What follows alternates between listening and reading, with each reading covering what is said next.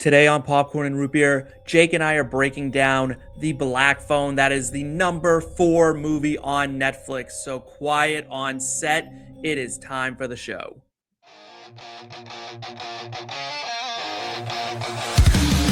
Grab your popcorn, dim the lights.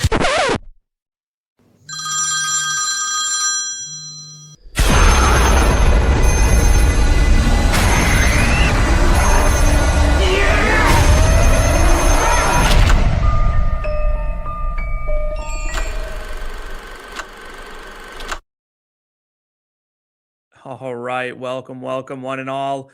Let's get in our right spots, shall we? And let's say hi to the people. My name is Steve. I am your host for another wonderful rewatch. This time we're going spooky and we're diving into a new release on Netflix.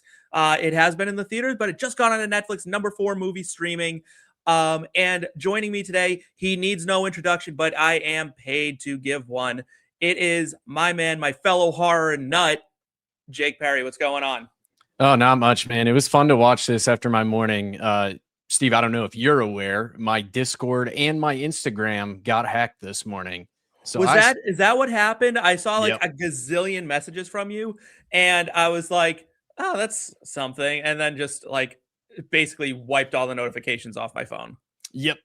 Got hacked this morning. That was a fun thing to wake up to at 6:45. Got that mostly taken care of, though. We got a separate Discord account set up, so we're good to go there, but still trying to get the other one back. Instagram took me 45 seconds to get back because they were smart enough to hack it, but not smart enough to put two-factor on. Oh, so they put two-factor on when they did Discord, which is why I can't get in. Right. But Instagram, I got back almost instantly. But yeah, that's how my morning was. So certainly, certainly still better than getting kidnapped by a serial kidnapper murderer. Yeah, but how much better? That's the real question. But speaking of making things better, so to speak, right? How about a little IBT Entertainment family? We're growing and expanding. So go from being a background extra to part of the main cast with the IBT Entertainment family. It is brand new and free to join. You can gain access to the chat with our analysts, memorabilia giveaways, and fantasy leagues, including our Survivor 50 tournament, where first place, you win a sweet little Survivor crew neck. Second place, you get the Survivor board game. And third place, you get a free ticket to any IBT event. If you want access to our full betting cards and the new Rotten Tomatoes and box office betting model, you can join an upgrade for $3.99 a month or $36 for the whole year. That will include unlocking all benefits to our racing, football, and golf families. You can join for free at in-betweenmedia.com/chat or with the link in the episode description. Now that has been taken care of and I have done my duty as a company man, we can talk about The Black Phone. I know you are excited for it. I am excited for it. We were looking to do a horror movie for a while now, and we kind of get a back-to-back one here because next week we do cover Sinners, and that's super sick. So I am super excited for that too. But let's talk The Black Phone because this had an 81% Rotten Tomatoes score, 88% popcorn meter. Here's where it gets great. $161 million made against a $16 million budget. You really can only get that kind of return on investment in horror, right? For real. Yeah. I mean, anything else that you do, you have to, unless you're doing, I want to say found footage, but what found footage movie isn't a horror movie? It's just it's the easiest genre to get into without having to pay for a bunch of visual effects or, pay for CGI, pay big name actors to kind of get your draw there. You're not doing, crazy. It's not like a war movie where you're flying everybody out to the desert and doing a bunch of stuff there. Or in a lot of this movie takes place in a basement. Yeah. It's a 8x10 cell essentially. Yeah. So Rotten Tomatoes gives it an 81%. This is one of the reviews. The Black Phone might have been even more frightening, but it remains an entertaining, well-acted adaptation of a scarily good source material. The Black Phone, when it opened up at number 1 at the box office. It beat out Top Gun Maverick, Jurassic World Dominion, Doctor Strange in the Multiverse of Madness, and Lightyear for the number 1 spot that weekend. That's shocking. let's just talk about the movies that were in theater. Now, they didn't all open on the same weekend, obviously. Right. But all those movies were in the movie theater at the exact same time. Sometimes we just get spoiled. Sometimes we get spoiled. That's a pretty good group of movies, right? All right. Before we dive into the categories and do all that, do you have any quick feelings on it? Like your initial feeling on the movie? Meh. I can get meh. I can get behind meh. It'll, as we talk about it more, it'll make sense. We'll talk about it. We'll just talk. I'll say that we'll end up talking about it. But it just felt like a rehash of, basically to me, it felt like a rehash of Sinister, which makes sense. Scott Derrickson, James Ransone, Ethan Hawke all work together. I was about to bring that up, that like this is a reunion of sorts, 10 years in the making. Yeah, and he sent the script to Ethan Hawke, and Ethan Hawke was like, I don't want to be a villain. I don't want to keep getting typecast as a villain.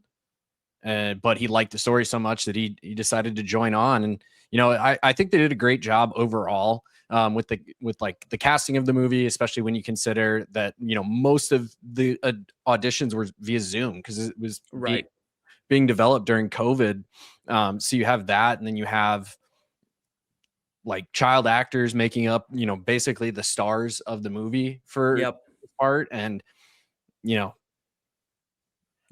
the casting was good, but it does make me wonder, like, do these guys know more than 2 adult actors? Because both Ethan Hawke and James Ransone were in Sinister. Yep. And they were like, we'll just bring them back. Like, they just got like the band back together. I wonder if it was just a fun set. Before we dive, we're going to talk more about one of the characters in this movie, but I think this definitely enters we should probably make a category for it, the Ethan Hawke Bad Dad Award for terrible parenting in a movie. That dude pissed me off. The dad in this movie. It makes me so mad, and we're going to get so into it because like it's one of my least favorite things that movies do, and I'm going to break that down more as we go forward because it actually, like, just thinking about it has made me upset all over again. It just makes me very mad. It was it was weird for me watching the actor Jeremy Davies play this role because, like, my first instinct when I saw him on screen, I was like, wait, I know what he's in.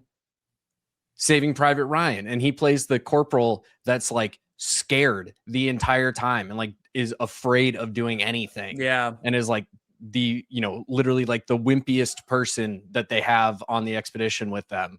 So it was like watching that versus this. I'm like, he's a pretty wimpy ass person in this one too, I guess, if you really kind of think about it. But like, just in general, those types of people are like little bitches. Yeah.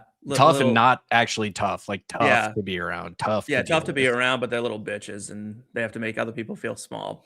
But we'll get to that. Let's show a little love before we start bashing people too hard here.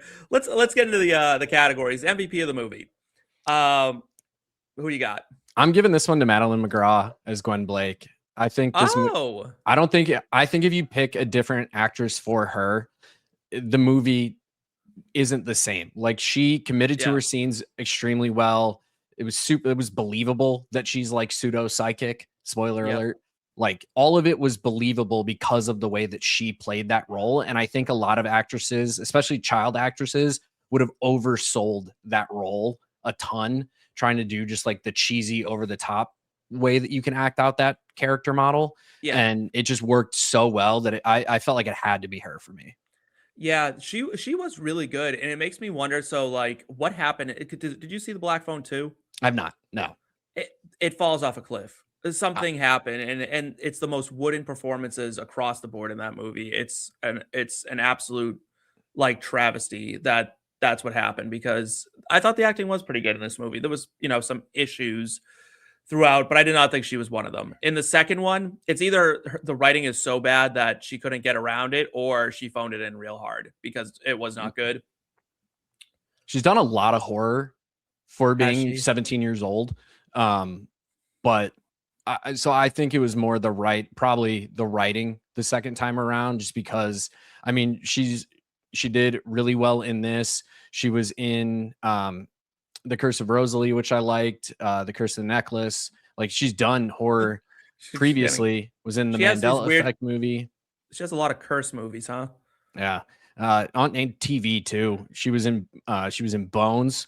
She was Outcast, Criminal Minds. Like, has been in she's done stuff. So she's a pretty seasoned actress for being 17 years old. Yeah. I gave it to Ethan Hawke.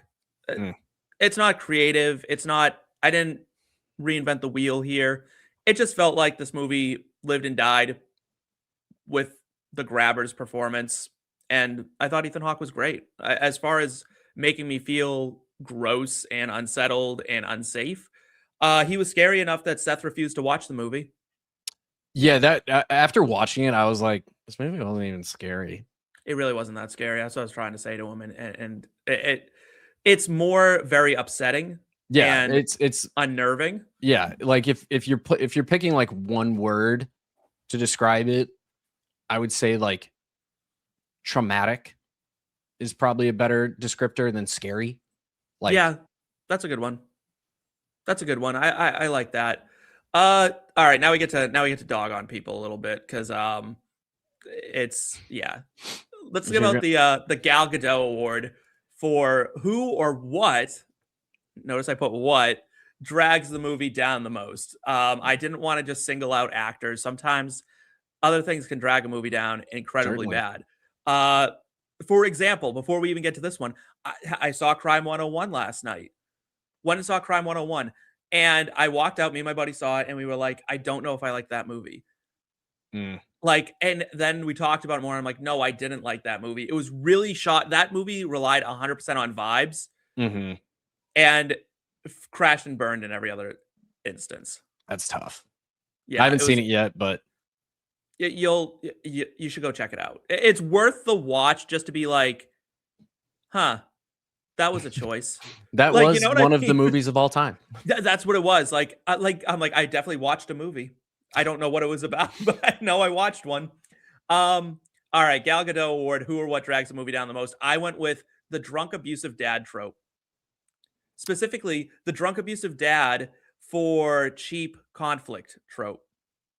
Yeah, that's fair. I mean, I get it. I understand how, like, for this story, I don't think it was terrible. I do think it's wildly overdone. It's overdone everywhere, and it's always like, I didn't think it was necessary to the story, because what did it do other than just create this weird home dynamic?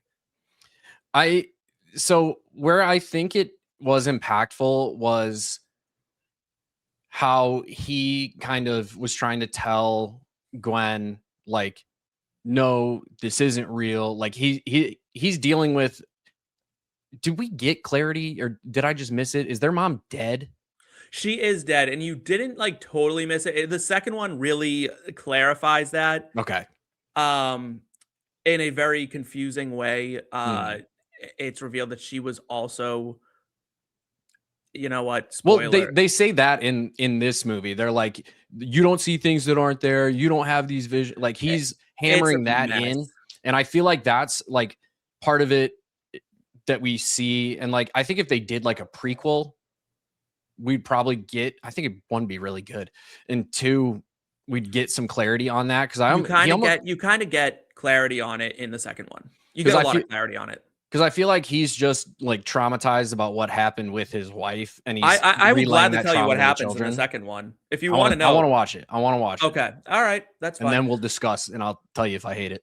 Yeah, I think he could have just been like, he didn't need to be drunk and beating them. Right. I thought that was a little crazy. He could have just been like, hey, that's not real. Like, you're fine. Don't worry about it. You know what I mean? She could have been a little more traumatized by being like, I'm seeing ghosts of dead kids, and he could have been a caring father, been like, hey, it's not real. It's just a bad dream. You're fine. I also feel like that shit's overdone in movies too. It is, but it's so much like it doesn't.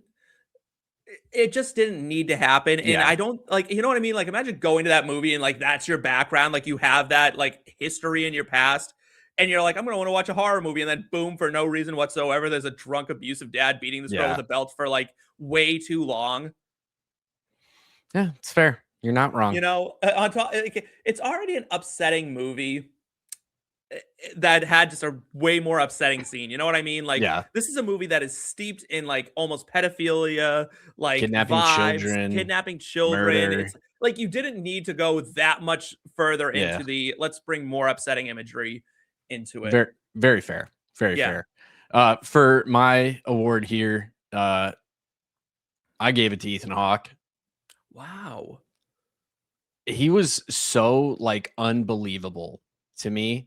Like I did not believe like I did not believe that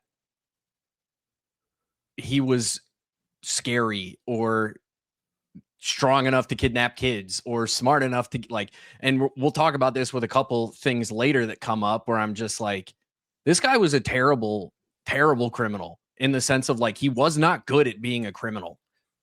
Yeah. And so it was just like so unbelievable that I'm like, I could never like commit to him. The thing that made the most sense about his character is when the mask got knocked off and he like panicked about it. Like that was the most believable Ethan Hawke I got in that entire movie. Or when he was asleep on the chair. That part was pretty believable too. That was a good part. I like that part. That's probably one of the best scenes in the movie. It's not quite the best scene, and I think we're going to talk about the best scene right now. So that means we're transitioning right into the Portal Scene Award for best scene in the movie. And this is important that we say the best scene because there's another award coming up that we've renamed. I'm very excited that we have. Yep. That is in a different direction, but this is the best scene in the movie. Do you think it was the chair scene? That was close second for me. That was also close second for me. What was number one for you?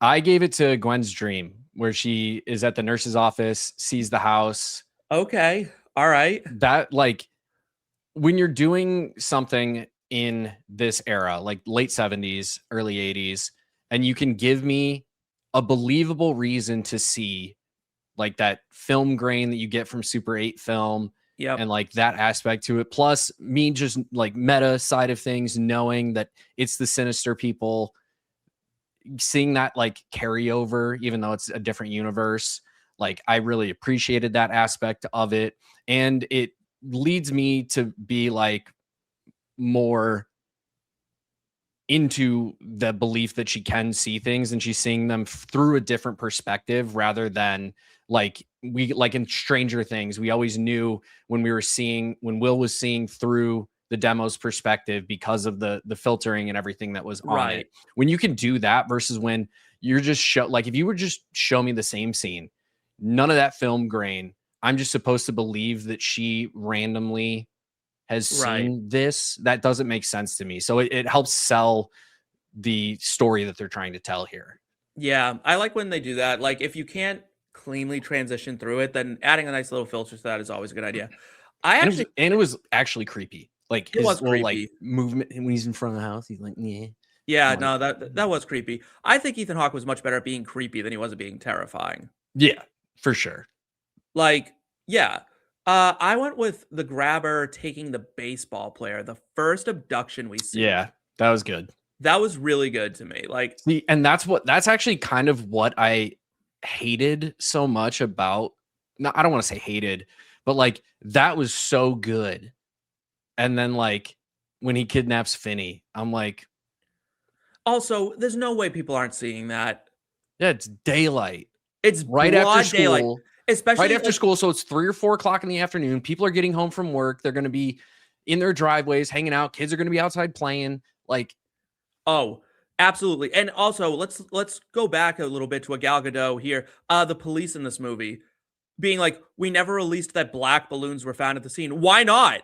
Why not? If he keeps using them, like hints. The second you saw a black balloon, everyone would be like, descend upon the black balloons. The grabber has been here. Hey, who's the one guy buying black balloons in town? They would have found Finney in 12 seconds because someone would have been like, I watched a guy with black balloons just like drive that way in a weird, creepy van.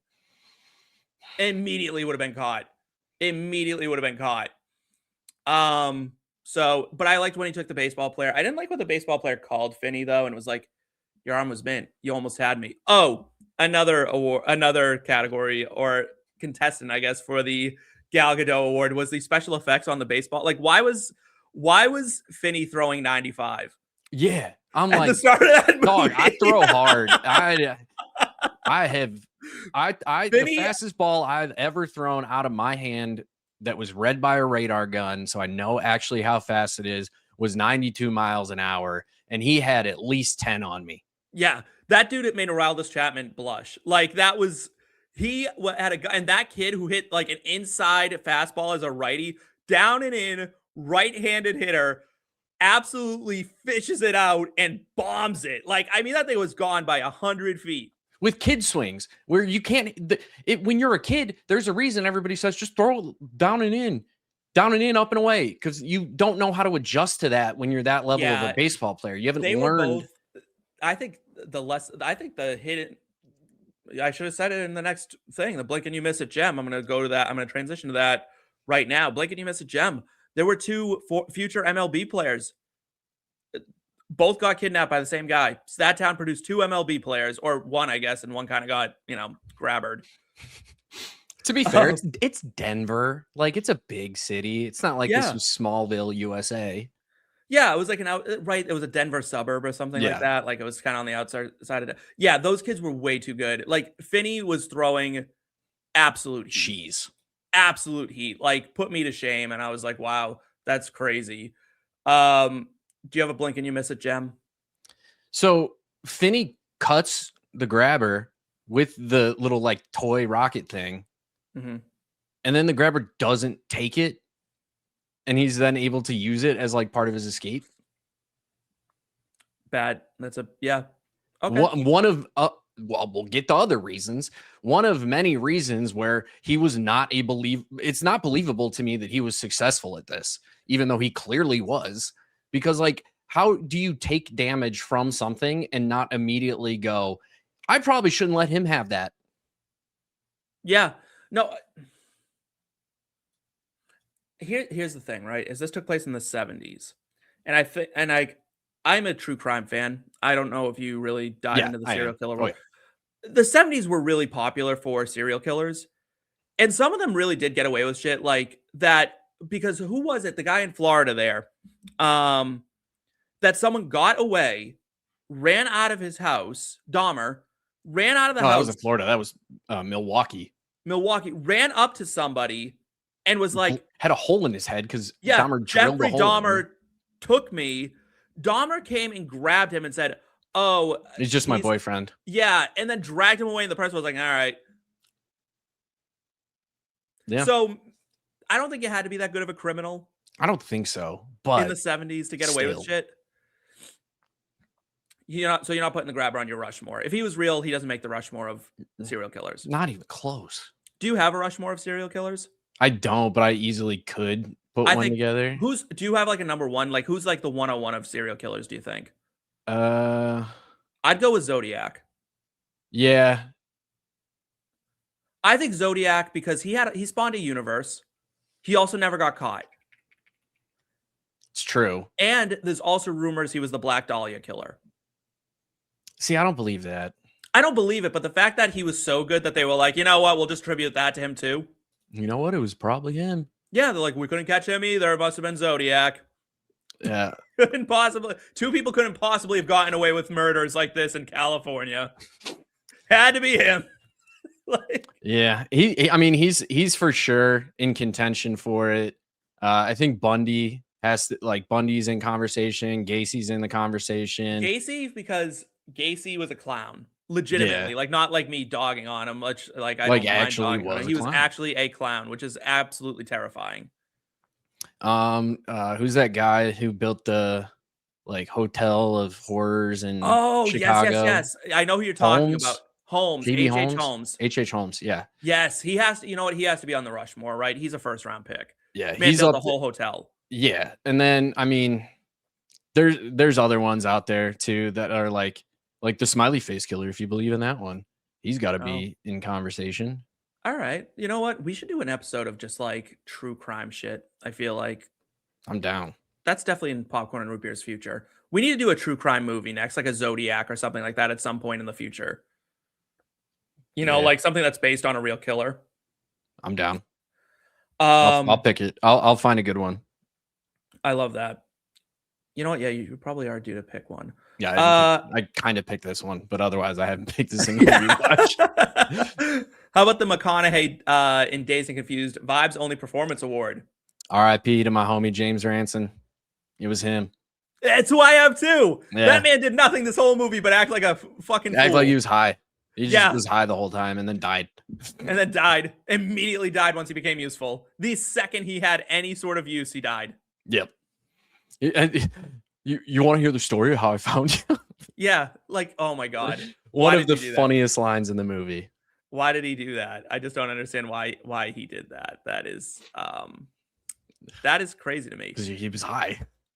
They're in Denver. They had good stuff back then. They must have. Jake, this one is for you. This is a category that you basically created when we talked about it with Cassie, I think.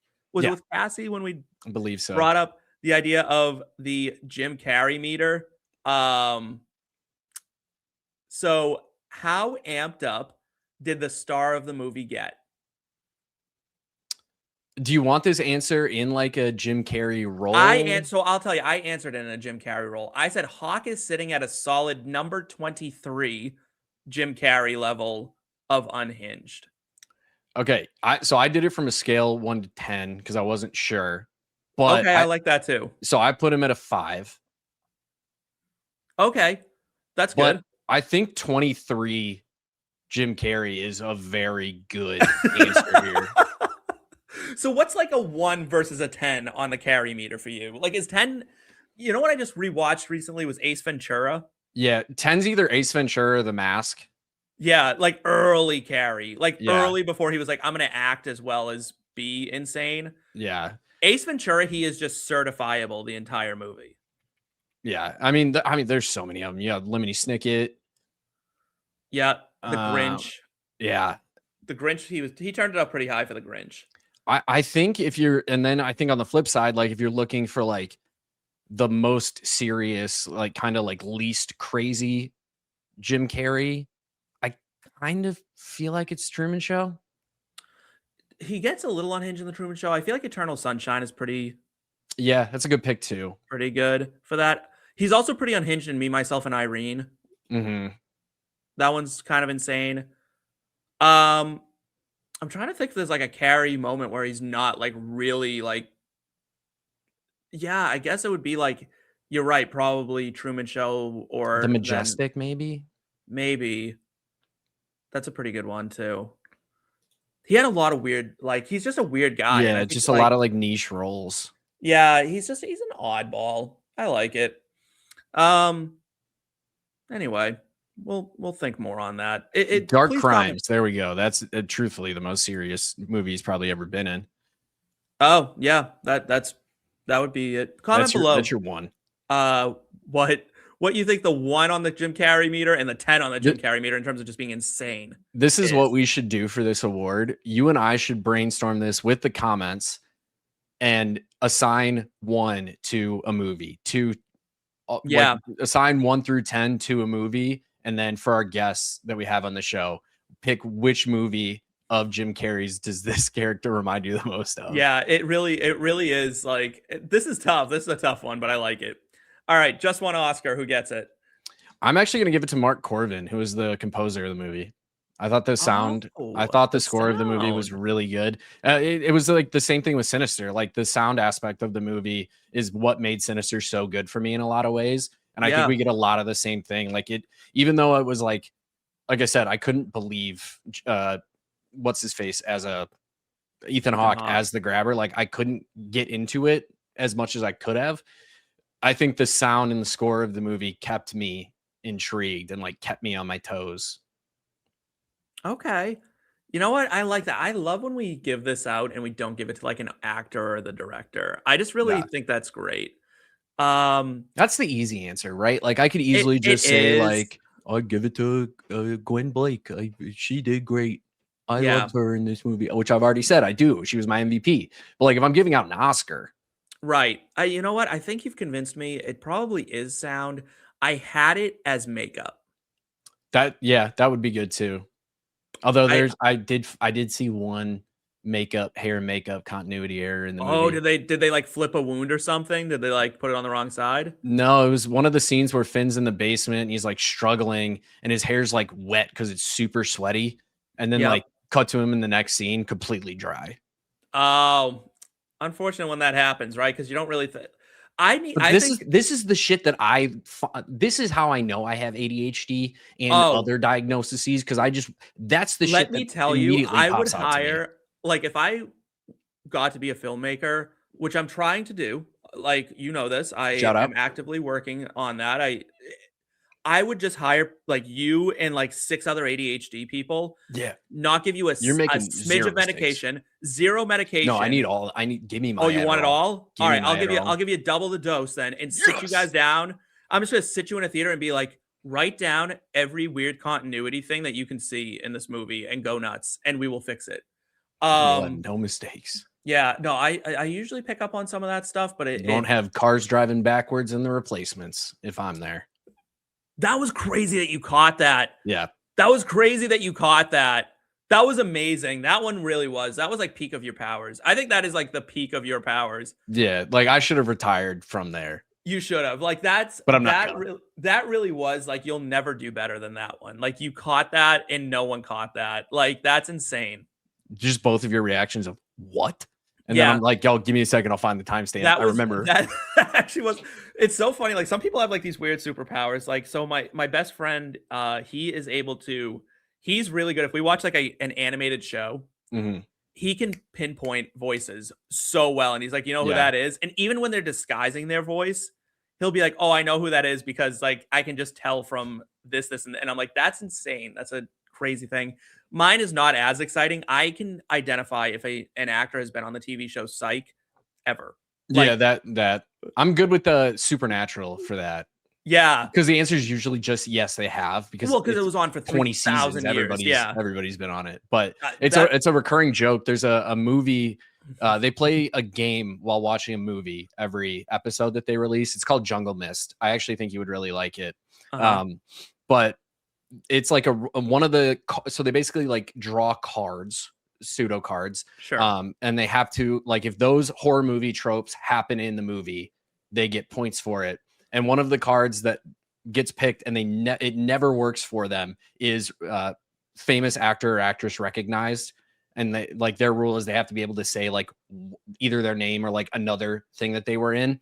And it's like every time somebody that was there is famous for Supernatural, they never know it because neither of them like they just didn't watch it. Oh, that's unfortunate. I watched pretty much all of Supernatural. I think I stopped with like 4 seasons left, which that sounds like I left a lot on the table, but that means I watched like 16 seasons. Yeah, you watched like 17, 18 seasons of a TV show.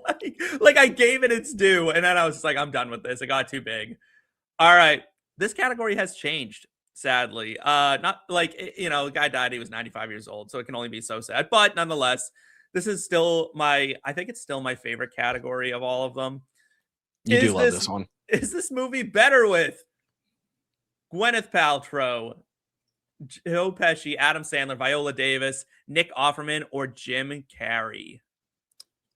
I said Jim Carrey would have been a more believable grabber than Ethan Hawke would have been. I thought about Carrey as the grabber, right? So I was like, oh, Jim Carrey is the grabber. That's what I went with. And then I changed it, and hear me out. Nick Offerman as the grabber. See, that's one that I could like. I think you make him a little less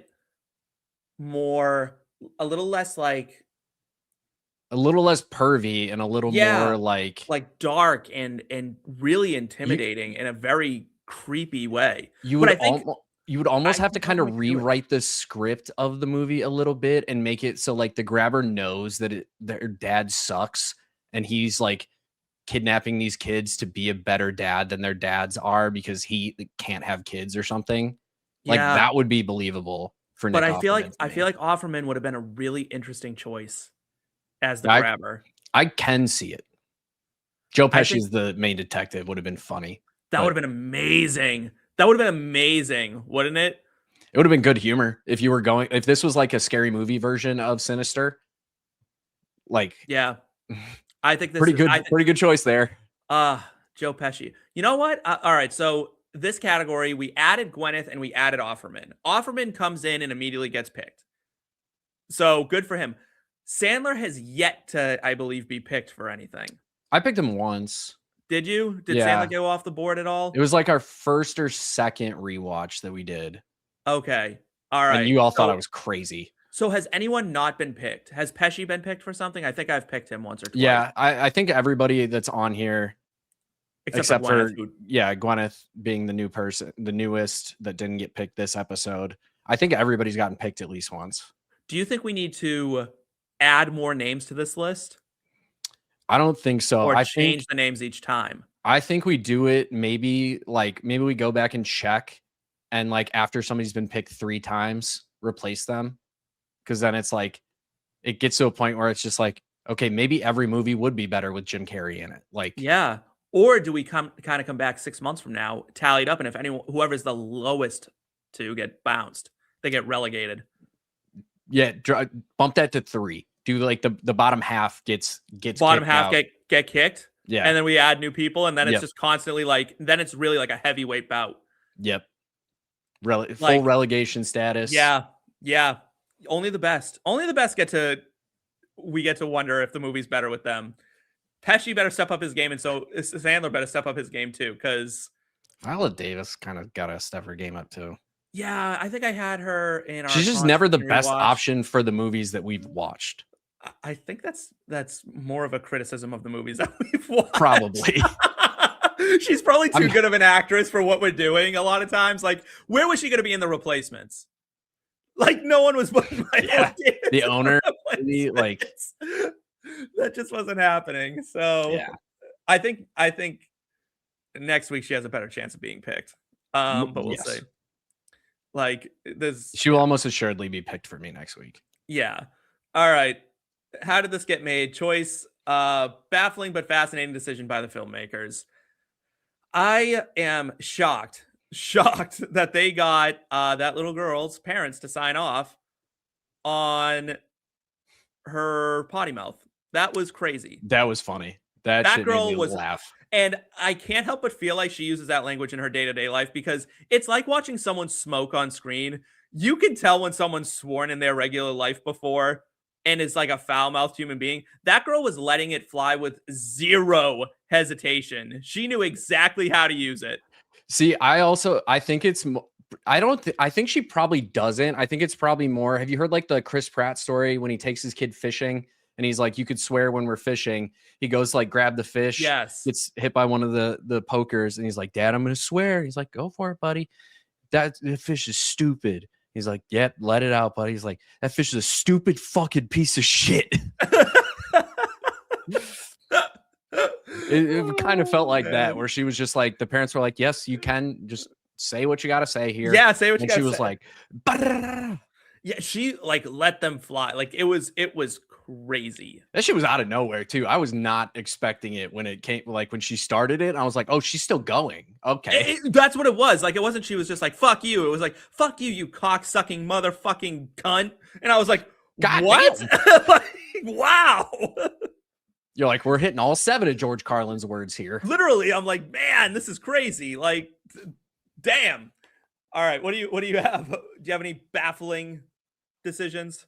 I just said, like, especially in the day and age that we live in, with all of the stuff that's going on in the world regarding an island, y'all can figure out what I'm talking about there. A movie about kidnapping kids in general, little sus.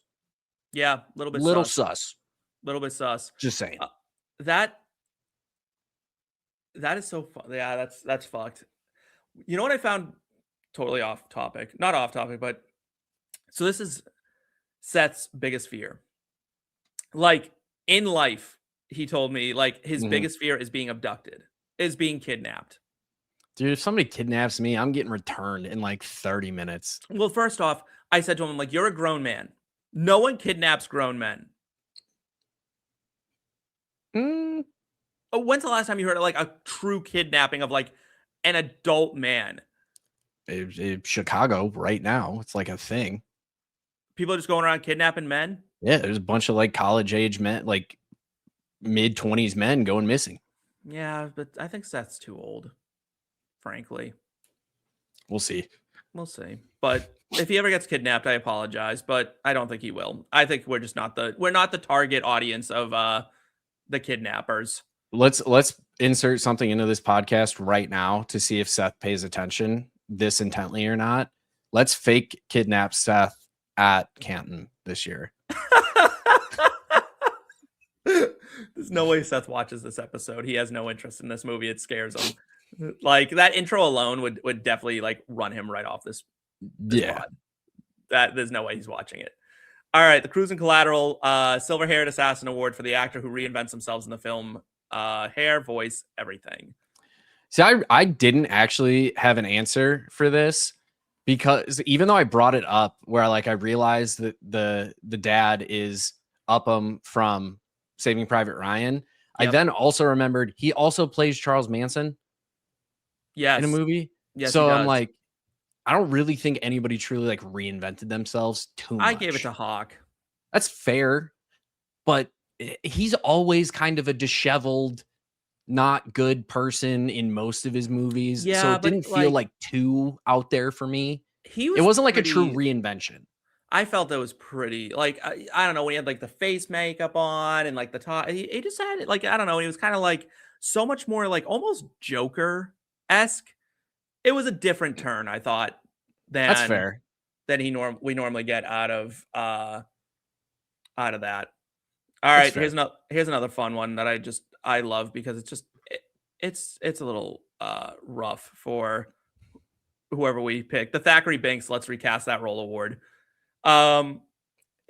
It still cracks me up that happened to that poor guy. But all right, if you had a Thackery Binx someone who's getting, it's Ethan Hawke. Is it really? Yeah. Wow. I just disagree. I think he was really good in this. I think he does fine. Even if you think he does good, his role makes the most sense to recast out of everybody on the cast. Yeah. I gave it to Jeremy Davies as Finn's dad. The dad. I didn't buy it. And I just hate that role. That's fair. Recast it by just removing the role from the film. More or less. All right. The formerly known as La La Land, now the Sinners shot of the film. This is where cinematography takes place. If you're like a real cinephile, this is where you're gonna this is where you have like an orgasm, because this is that shot that makes you go like, oh my God. And it's literally renamed because we're doing Sinners next week. And it was supposed to be this week. So I rewatched Sinners and literally was like fucking splooging everywhere because I was so just enamored with the filmmaking of Ryan Coogler that I was like, literally texted the group, right? I was like, hey, can I make an official motion to rename this? Because La La Land doesn't have fucking shit on Sinners. Yeah, it doesn't. So that being said, I think the opening credits, that transported me right into that world. It put me right there. I was like, boom, bang, there you go. Great shot. Good job. Yeah, like I said, that was like one of the worst things about this movie for me was like it started so well. And then I felt like it just kind of like hit the peak. And then it was like, let's see how long we can ride this. Oh, not that far. Yeah, it does lose momentum a lot. And I wonder if it's like, because it was kind of a COVID movie, they couldn't get you to different places really. It just drags.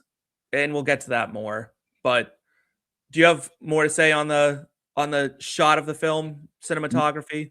No, you're 100% correct. I think you can make an argument for one that I just thought was like really interesting given everything is when he's practicing like using the phone as the weapon and like the other kid is there like practicing it with him. Like that was the moment that kind of like tugged at me a little bit. I was like, damn, these kids really did die and they are helping him. Yeah, that was really creepy. That was a really sad premise. Like this premise was really upsetting. All right, the most confusing award we got, the LeBron James Decision Award for if this movie is any of the cast or crew's apex of having control over their careers. That means they had the most juice. I put 4 options in there, and they're not necessarily cast or crew every single time. But we'll start with Ethan Hawke. Absolutely not. No, I have it as Training Day, probably. Yeah, for sure. Like easy. That, anytime you're opposite Denzel, it's hard to like not have that be kind of the pinnacle of your career. Mason Thames. No. How to Train Your Dragon. Yeah, it was How to Train Your Dragon. More recent. So, yep. Payphones. Absolutely not. No. How about like rotary phones in movies? I'm still gonna say no.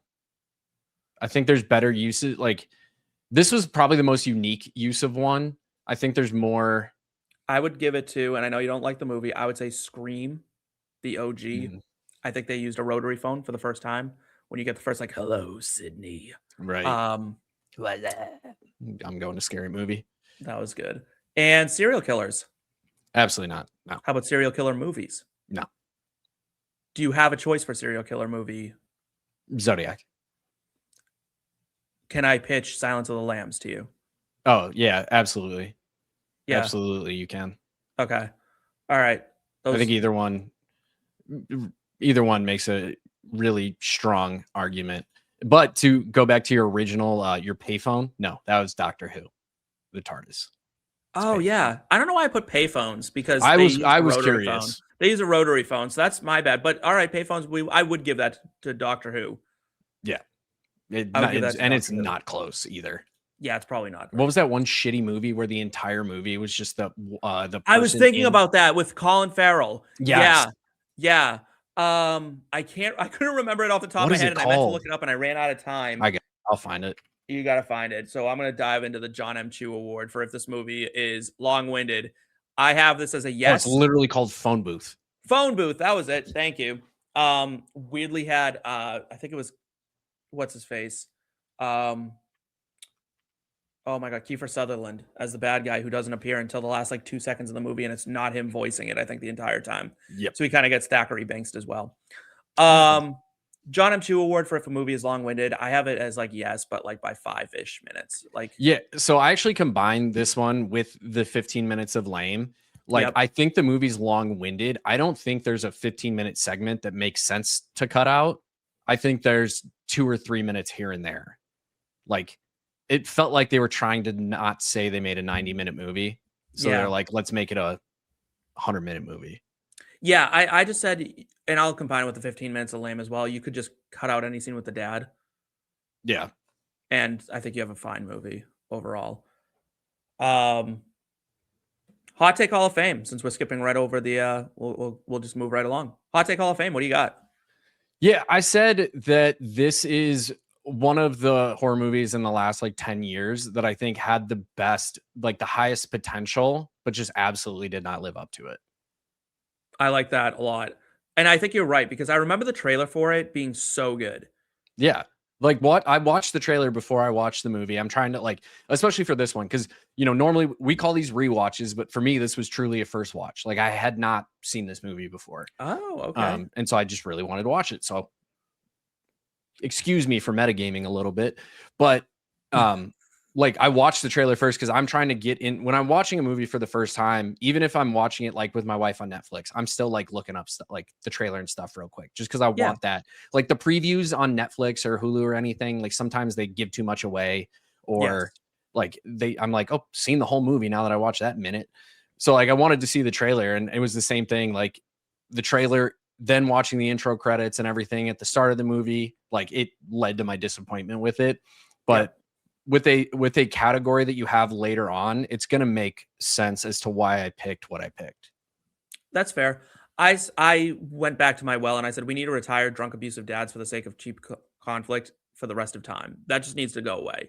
Yeah. You can do drunk abusive dads, make it work. Don't just have it be 3-minute fillers here and there. Yeah. It just drives me crazy. I'm like, you know what? It's no fun. It's really awkward. It's uncomfortable. At least they didn't give him a hero arc. No, but that shit pisses me off. No, but they gave him like this, like, you know what? Again, I'm not going to dive too deep into it, but you know what you should do tonight is just go watch Black Phone 2. I'm going to. Like, just watch Black Phone 2 so we can talk about it. Because thoughts. All right. Legacy test. No. I also have no. Yeah, if you're gonna watch a movie that's very similar in a lot of ways with the same director, writer, two of the same cast members, just go watch Sinister. It's infinitely and it's way better. more fucked up. It's way more. It'll actually scare you. Sinister is significantly scarier than Black Phone. 100%. Yeah, it's easily. And then if you go watch it, all our viewers, you will understand why Jake and I are going to introduce the Ethan Hawke and Sinister Award for bad parenting. It's just Ethan Hawke. If Ethan Hawke is in a movie, a kid's gonna die. Just keep that in mind. Ethan Hawke, #1 pick for worst parent, like bad parenting. Yeah, in terms of movie parents. Life lesson of the movie: stay strapped or get clapped. Stay strapped or get clapped. I like that. I have don't trust magicians. Just don't do that. That is just a life lesson. Don't do it. Yeah, like if you. I'm not saying like I have a concealed carry permit. I carry a firearm. Don't mess with me. You're going to get it. But like, even if it's not that, like carry a knife, like, especially this movie being in the late 70s, early 80s, when everybody was carrying a knife anyway, everybody had the Wild West back then. How anyone got kidnapped is beyond me. Everybody had a little like Swiss Army knife. They know that the kids are getting kidnapped in this area. Like, how are you not strapped up, ready to go? Also, life lesson in the movie: don't walk home alone. Yeah, walk with friends, because back in those days, everyone was always in like little weird gangs. Like that fucker would have gotten jumped. Yeah, like there's no way he would have been either jumped into the greasers or the socias real quick. You know, the burnouts would have like found this man, right? Like that absolutely would have happened. They would have like been like, let's cut school, let's go find the grabber, let's beat the shit out of him. Yeah. Like zero chance this man's surviving that kind of. I'm just saying. Kind of so we always do like we occasionally, I should say, when we've done horror stuff, we do like the would you survive this world? Oh, it's coming up. I would have killed the grabber in 4 minutes. I think I survived this. I would have never gotten kidnapped. He would have tried to kidnap me, and I would have killed him. Yeah, that's me being unarmed. Yeah, I never walk home alone. Like when I was a kid, I always took the bus. Yeah, so same. I couldn't. My high school was 30 miles from my house. Yeah, and then second, if I ever did walk home, it was always with like a group of friends. Like when I was in middle school or like high school, I guess, when we'd walk home, we all lived in the same direction, so we just walk like as 12 a group. Of you walking home. Yeah, like what are you gonna do? Like you're gonna try to grab one of us? Like we fight you? Like you have 7 kids, ankle biters. But like like we're kids, but we're like 15, 16, 17, 18-year-old kids. Like we'll do damage. Like we will fuck you up. Like I absolutely, we'll just do it right. Like so, yes, I forgot to put it in, but yeah, we survived this movie, 100%. We don't survive this movie. This movie never happens. This movie doesn't happen. Yeah. I also had parents who were responsible, so I also wouldn't end up in this situation because same. Like Jared Leto doing too much award. I said Ethan Hawke. He was doing a lot. He almost got it for me too, even though he got the MVP of the movie. Here's the thing. You can overact and still be the MVP of a movie, in my opinion. For sure. Jim Carrey, perfect example, right? Like constantly overacting and doing way too much. I gave it to Miguel Mora as Robin. I don't like when people act tough. Yeah. Like, I don't think of myself as like a tough person. Yeah. While I do think I'd survive the grabber, I don't do it because I'm like, I'm like so physically imposing. I'm not that imposing. I'm a pretty small guy. Yeah, you're short. Yeah, I'm short. Respectfully. I'm short. I'm not all that. I knew how short you were, and when I saw you at Canton, I was still like I forget that you're short, if that makes sense. Not that I'm tall. I'm 5'10". Like I'm the epitome of the average male. Like through and through. I'm not physically imposing at all. Yeah. But I'm still surviving this. Yeah, I'm surviving this. Like I think that was just a little. He laid it on thick. Yeah. And I think that's honestly, I think that's part of what was so like what made him less believable for me. Yeah. Yeah, I think so. It just, I don't like when people act like it just, like you don't have to try to be creepy. Like there's ways to act creepy without being creepy. Ethan Hawke was definitely trying to be creepy. I think Miguel Mora was trying to be tough, and that's fine. He's a kid. It happens. It's hard to be like tough as a small child. It's hard for him to appear tough. Like, this is going to sound really weird. Prepubescent kids trying to be tough is a very strange Yeah. visual, right? Like it's just like squeaky voice, the whole thing. It just doesn't really work. Yeah. So is this movie for the girlies, the gays, or the straights? I said it's for the straights. It's for the straights. There's nothing Most really most horror movies are. I disagree with that actually. I find a I'm- lot of horror lives in queer spaces but doesn't want to explore them. But I would say it's like 60% of horrors for the straights, 35% is for the gays, and 5% is for the girlies. yeah, and a lot of times, and maybe sometimes if it's for the girlies, it's also for the gays. Like you think of something like Bodies, Bodies, Bodies. That's 100% for the girlies and I the Know gays. What You Did Last Summer. Oh, that's a girlies. That's for the girlies. You're 100% right. Yeah. You're 100% right. That one is for the girlies. No, and final girls usually are a bit. That usually they will lean into that a bit more, and I don't have a problem with that. I usually tend to love those. All right, controversial topic, but there's nothing in it that I really think will trigger it. Prop you'd want from this movie? I'd take The Mask. I also took The Mask. Would be cool to like have, like right now on my mini fridge here, since I've redone my office a little bit, like I just have baseball gloves on there because I have nothing else to put on it right now. Right. Like the mask just chilling there would be cool. Like you have Jack Skellington behind you. Oh yeah, I got stuff, but like it would fit perfectly right on my little popcorn machine. Yeah. That's like the only real option. I don't want the phone. The balloons would pop, right? The balloons would die eventually, so that's no use. I can't the phone say would the be house. Okay. You I'd can't say the house. You could take the mattress. Pass. Okay. What about the axe that he uses to kill his brother? Man, there's better horror movie axes out there. Okay. All right. I was giving you some options. There's better masks too, but the mask is much closer to being S tier than that. The fact that it's a two-piece mask too, so like he could keep it up top, he could keep it just down bottom. Yeah. I like that there was also an option for a frowny face one. Yep. Like that he changed it out. That was cool. You can't handle the truth quote of the movie. There weren't a lot of great quotes in this movie. There's one phenomenal one though. What is it? The fight scene at the end of the movie, he's choking him out with the cord from the phone, and then he just goes, "It's for you," and then uses the phone to snap his neck. Yeah, that was fun. That went hard. That was fine. I hate those. I was mostly out of the movie until that scene, and then I was like, "I'm back in." Action movie quote. It just felt so out of place. I went with "He was an idiot, but he was my idiot." Yeah, but like the action movie quote is what I expect out of a 13-year-old who got kidnapped and is about to kill the kidnapper. I expect the shitty Rambo quote. Okay, that's fair. I'll give it to you. I don't have a needle drop, so we can skip over that unless you have one. I don't think you do. All right. Would adding Steven Tyler have made this movie better? Would have been a better villain than Ethan Hawke. Man, Ethan Hawke's catching some strays. I had him just like have. I love Ethan Hawke movies. I would have liked to have seen Steven Tyler work at the arcade where that kid like flips out over having his pinball game interrupted. Yeah. He also would have been, it would have been funny to see him as the detective. That would have been great. Like, just imagine him like shrieking police into the door. That'd be funny. I think he should have played the grabber's mom. That would work too. Because I think Steven Tyler looks like a kind of like a weird, ugly old woman. That sounds mean, but it's pretty accurate. That's my truth. And yeah. All right, this is a new category. If this movie was an NFL or NBA or MLB player, who would it be? So remember how I said like this movie had so much potential that it didn't live up to? Yeah. I'm going with Breece Hall.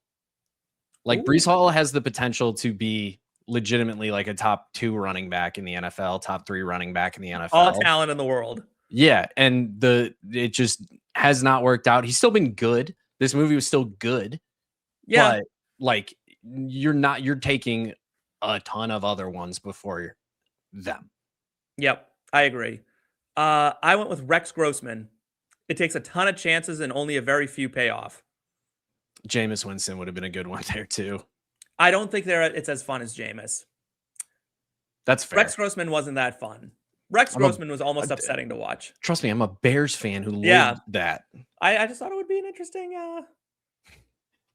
It's a good take. It's a good take. I think it was a good take. All right. This is another new one. I've added a few new categories, and I actually really like it. This is the why didn't they just train astronauts to be minors in Armageddon award for the questions you need answered? Still one of the most wild things that happen in a movie. It's like, you know what?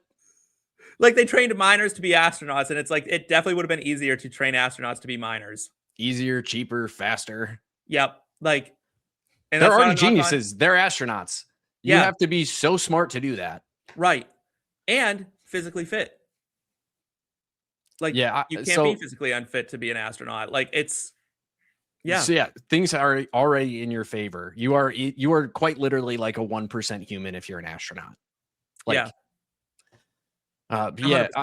So I just said, like, how is the grabber so good at kidnapping while being so dumb, particularly during that fight at the end?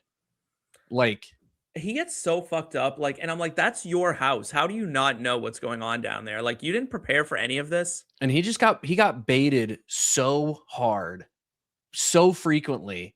Just like, how do you not, like, you're down there all the time. How do you not notice the little string that he's tucked into the wall? How do you not notice that you have a 3-foot deep hole in the cement floor of your basement? Right. Like, and why do you chase him there knowing that's there? Like, how are you so dumb? You've successfully kidnapped and murdered, dumb. What, 7 kids, 8 kids, however many it is? Yeah, it was, a lot had to go very right, I think, for Finney in this movie, for him to survive that. I went with, how the fuck didn't that brother have any idea what was happening? Now, listen, if my brother was keeping not one, but multiple kids at, like, down in a basement, constantly being like, don't go in the basement. You can't go in the basement. It's like, motherfucker, I live here. Yeah, I'm you going in the can't tell basement. me where to go. And now I'm going in the basement. Yeah. And, like, what was he doing when his brother was putting on weird masks and sleeping in front of the door to the basement? Getting high? Yeah. But, like, his brother's sitting there staring at the basement door with this creepy mask on. Not once was he like, what you doing there, buddy? You didn't take my mushrooms, did you? Like, did you take my acid? Not once was he like, And I don't know how well versed you are in psychedelics, but on occasion, when you take psychedelics, you get a little paranoid. Mm-hmm. And if your brother was like, don't go into the basement, I would be like, the basement's going to eat me. Yeah, you'd be like, what's down there? What are you hiding? I should call the cops and have them check this out. Yeah, 100%. You'd be like, you need to go check out my basement. Also, who was paying for both those houses? Great question. He had 2 houses. Remember, at the end, they reveal that he owns the house across the street. Yeah, where did he get this money? Where is he getting that money? Not collecting ransoms for these kids. His acid-dropping, mushroom-eating brother is not a contributing member of society. And is this man a magician? That's what we're told he is. That's what he does for a living, apparently, is he's a magician.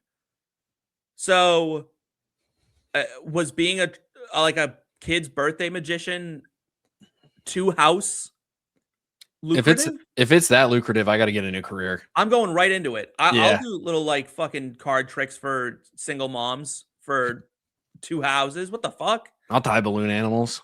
Yeah, like, and again, they didn't live in the middle of nowhere. This was Denver. It couldn't have possibly been that cheap. Who was paying for these? It's a great question. So, and one we will never get the answer to. No, we'll never get the answer to that. Second to last category of the night, the Hey I Know Them Award for an actor you can't name but know from like 10 different projects. I did go with Jeremy Davies. Yeah, that was a good pick. That was him or E. Roger Mitchell. I think E. Roger Mitchell is also someone that I'm like, I've seen him in 1,000 things. Yeah. Couldn't tell you his name. And then I did the thing and I looked up his filmography and I'm like, yep, SWAT, remember him that. Diary of a Mad Black Woman, remember him there. The Crazies, yep. Contagion, yep. I'm like just going down the list. Like, yeah. I did recognize him. I couldn't have even, like, Jeremy Davies saw him, new movie he was in instantly. E. Roger Mitchell, I was like, I know I've seen him in 30 things. Can't tell you one of them off the top of my head.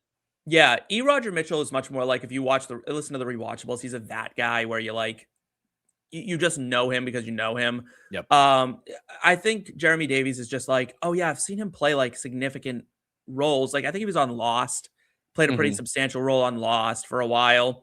So this places I've seen him. Saving Private Ryan obviously had a big role in that, and like that he has done a lot of stuff for me to be like, I don't know what his name is. Yeah. Yeah, when you describe it like that, he's probably the right choice. I wish I could name this after an actor. I would love to. Like it would be like the Walter Goggins Award. I think would be probably the best one because he just became a name that people knew. Yeah, it's like very, very recently. Very recent. Or that guy, and he is very much like I know him. He was in the beginning of The Dark Knight. He played the bank manager or whatever that the Joker sticks a smoke bomb in his mouth and then drives away. He's in like The Longest Yard. He's like the head guard. So I just happened to I literally looked up like that guy actors, and there's a top 100 list on IMDb. It's 13 years old, so I don't know how updated this is going to be. Who do they have as number one? J.K. Simmons. No, that's J.K. Simmons. He's an Oscar winner. David Kochner. David Kochner. What's he in? Anchorman. Oh, that's a great one. Yep, he'd be a good one. Peter Stormare. Not for this show. He's not. I know them. Like that's a damn. That's disrespectful on this show. We love Peter Stormare. Goggins comes in 11th. I think like as those 13 years passed, he crawled up that list pretty substantially. Ooh, some of these get a little disrespectful in my opinion. Timothy Olyphant is on here. I think to the average moviegoer, Timothy Olyphant is pretty good. Like that guy. William Fichtner. He's a good one. That is a good one.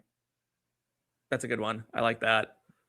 And then the rest of these, I'm not even like really recognizing. Personally. I will happily take recommendations in the comments. And we will have to name this after someone.